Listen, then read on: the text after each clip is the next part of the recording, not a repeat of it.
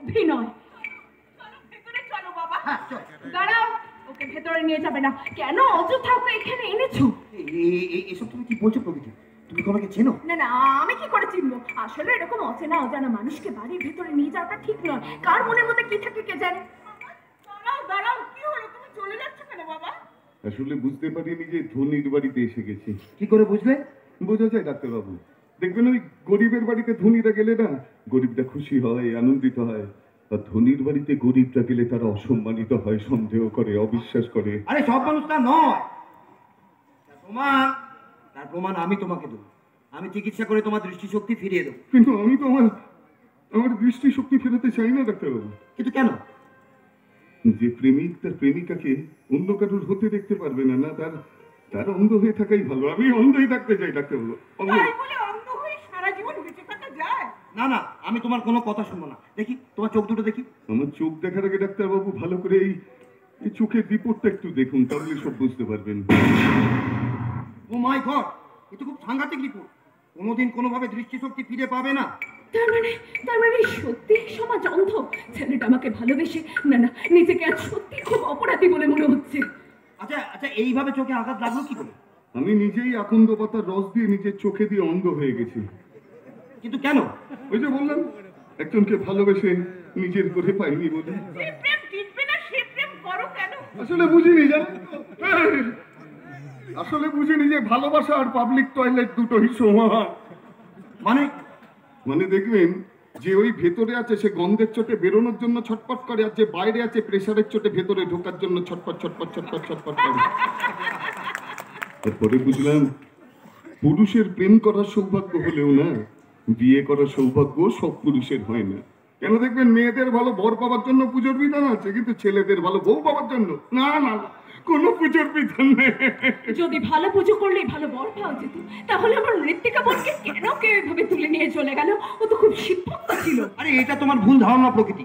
কারণ ইচ্ছার বিরুদ্ধে কাউকে তুলে নিয়ে যাওয়া যায় না। যায় ডাক্তারবাবু, যায়। তা না হলে বলতে পারেন হাজার নিরাপত্তা সতর্কতা থাকা সত্ত্বেও কি করে জেলবন্দি কয়েদি মহিলারা গর্ভবতী হয়ে যায়? বলতে পারেন হাজার নিরাপত্তা নজরদারি এড়িয়ে কি করে বিএসএফদের নজরদারি এড়িয়ে কি করে গরু চুরি হয়ে যায়? আমার মনে সেই রকম কোনো আশ্চর্য ঘটনাই ঘটেছে।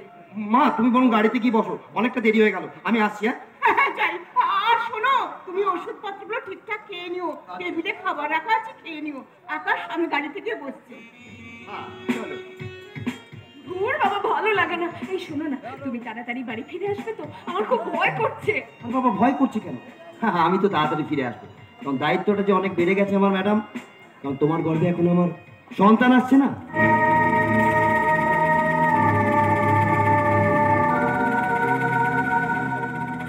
আরে বাবা, দেরি হয়ে যাচ্ছে, তাড়াতাড়ি করো। আরে যাচ্ছি, কিন্তু যাওয়ার আগে একটা স্পেশাল গিফট না পেলে তো যাবো না। চট করে এখানে একটা। কি হচ্ছে? কি ও আছে না? আরে বাবা, ও তো অন্ধ, দেখতে পাবে না। চট করে দাও না। তুমি না? সত্যি আমার কপাল মাইরি। আমার মালকে কিস করছি আর আমি মিস করছি। আমাকে একটু কেউ বিষ এনে দেবেন, খেয়ে মরবো। আরে বাবা, দেরি হয়ে যাচ্ছে, তাড়াতাড়ি করো। আরে বাবা যাচ্ছি। আচ্ছা শোনো, নিজের খেয়াল রেখো, হ্যাঁ ভালো করে খেয়াল রাখবে। আর শোনো, ওরও একটু খেয়াল রেখো। আসি, হ্যাঁ টাটা। সাবধানে যাও। আপনারা কি চলে গেলেন নাকি? আসলে ডাক্তারবাবু বললেন যে আমি নাকি আমার দৃষ্টিশক্তি কোনোদিন ফেরত পাবো না। তার মানে কি আমি আর ওকে কোনোদিন দেখতে পাবো না?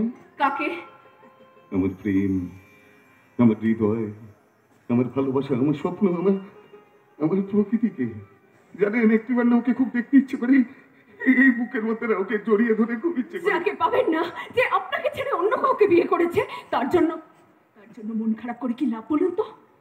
ভালোবাসা তো আর লেট পেন্সিলে আঁকা ছবি নয় ম্যাডাম, যে রবার দিয়ে মুছে দেব।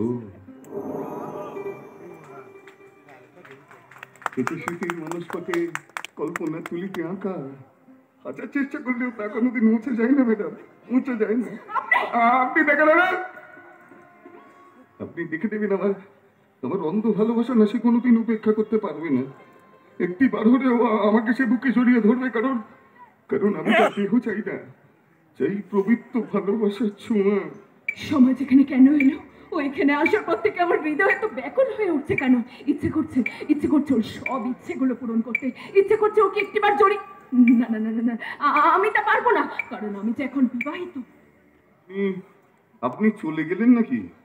আসলে আমি তো অন্ধ, তাই সুইসাইডও করতে পারছি না। যাই, হাঁটতে হাঁটতে কোনো একটা হাই ট্রেনে পড়েই মরে যাবো।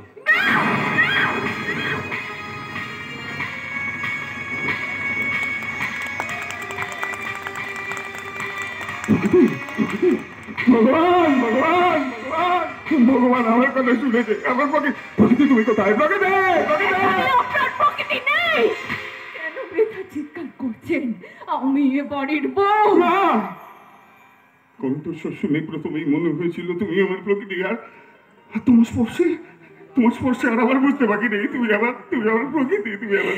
আসলে আপনি চোখে দেখতে পান না, তাই হয়তো ভুলভাল বলছেন।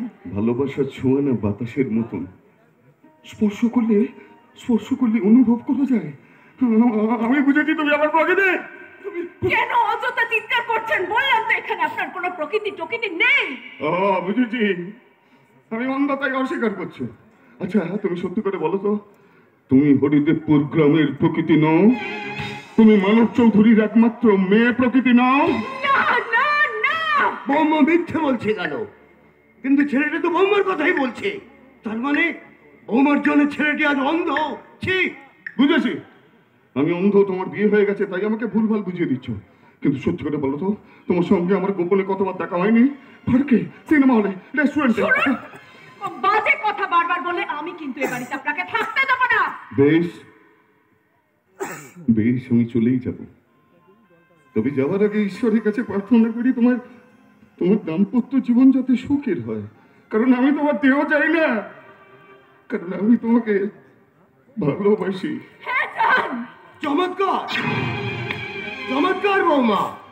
ভেবেছিলাম ছেলেকে বিয়ে দিয়ে গায়ের খাঁটি মেয়েকে বৌমা করে এনেছি, সে ধারণা আমার ভুল। লুকিয়ে তোমাদের সম্পর্কের কথা জানতে পেরেছি। বৌমা, ছেলেটিকে যখন ভালোবেসেছিলে বিয়ে করলে না কেন? তাহলে তো আজ ওকে অন্ধ হয়ে পথে পথে ঘুরতে হতো না। আমি সমস্যাই না, আসলে কি হলেন তো, আমি তো অন্ধ। আমি ওনাকে অন্য একজন ভাবে না ভুলভাল বলে ফেলেছি। আমি ভুলভাল বলে ফেলেছি। না, তুমি ভুল বলনি, ভুল বলেছে বৌমা। তোমার অন্ধত্বের সুযোগ নিয়ে ওর পরিচয় গোপন করেছে ওই তোমার প্রকৃতি।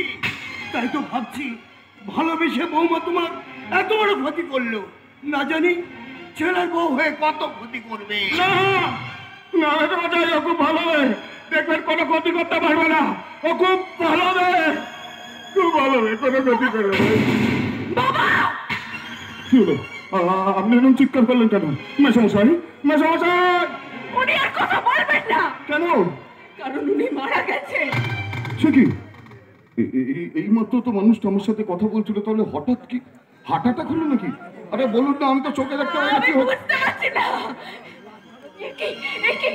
ওর মাথা নিচে এত রক্ত কেন? খুন? কে কে কে কে কে কে কে খুন করলো? এই বাড়িতে কেউ এসেছিল নাকি? তুমি না, আমি খুন করিনি। আমি খুন করবো কেন? কিন্তু কি খুন করলো? তবে কি ও? না না, ও তো অন্ধ। তবে কি পড়ে গিয়ে মাথা ফেটে চোট লাগলো? আমি এখন বুঝতে পারছি না আমার কি করা উচিত। আমি এমন একটা হতভাগা, চোখের সামনে একটা খুন হয়ে গেল, দেখতে পেলাম না। ভালো মানুষটা শুয়ে আছে, একটু কপালে হাত বুলিয়ে দেবো, সেটাও পাচ্ছি না। এরপর সাংবাদিক আসবে, পুলিশ আসবে, তোমাকে ধরে নিয়ে যাবে। আমি সাক্ষী হয়ে তোমাকে বাঁচাতেও পারবো না। কি কষ্ট। পুলিশ আমাকে অ্যারেস্ট করতে পারে না। পারে পারে পারে পারে, সব পারে। আরে বাবা, এদেশের আইনের চোখে কালো ফিতে বাঁধা, তাই তো সর্বদা ধরা পড়ে নিরপরাধ বোকা হাঁটা গাধা। তাহলে তুমি বলো না আমার কি করা উচিত। আমি বলো? এই প্রকৃতির কথা, এইদিকে। এই প্রকৃতি শোনো, ভালো করে মন দিয়ে শোনো। হ্যাঁ, একটা বেশ, এই বাড়িটাকে ভালো করে আগুন লাগিয়ে দাও, দিয়ে চলো আমার সঙ্গে পালিয়ে যাবে। চলো চলো। আমি আমার শ্বশুর বাড়ির এত বড় ক্ষতি করতে পারবো না। ও, এত বড় ক্ষতি করতে পারবে না? তাহলে একটা ছোট ক্ষতি করো। একটা বড় দেখে বস্তা আনো, ডেড বডিটাকে পুরো নদীর জলে ফেলে দিয়েছি। চলো, তারপর দূরে পালিয়ে যাবো। চলো চলো চলো চলো। আমি তোমার সাথে কোথাও যাবো না। আমি তোমার কোনো কথা শুনবো না। আমি জানি আমার স্বামী আমাকে বিশ্বাস করে, তাই তার জন্যই আমি অপেক্ষা করব। আমি আমার স্বামীর জন্য অপেক্ষা করব।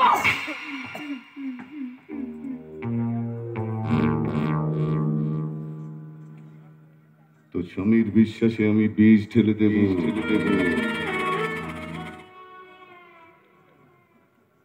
তাই তো হোয়াটসঅ্যাপে যা লেখার লিখে দিলাম।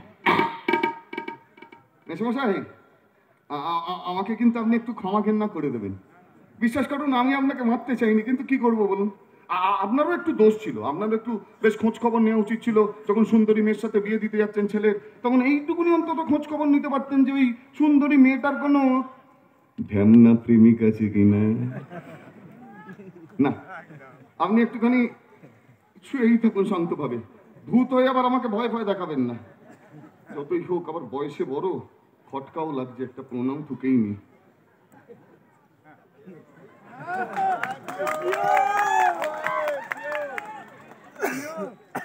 এবার আমি কি করব, তাই তো? হ্যাঁ, এবার আমি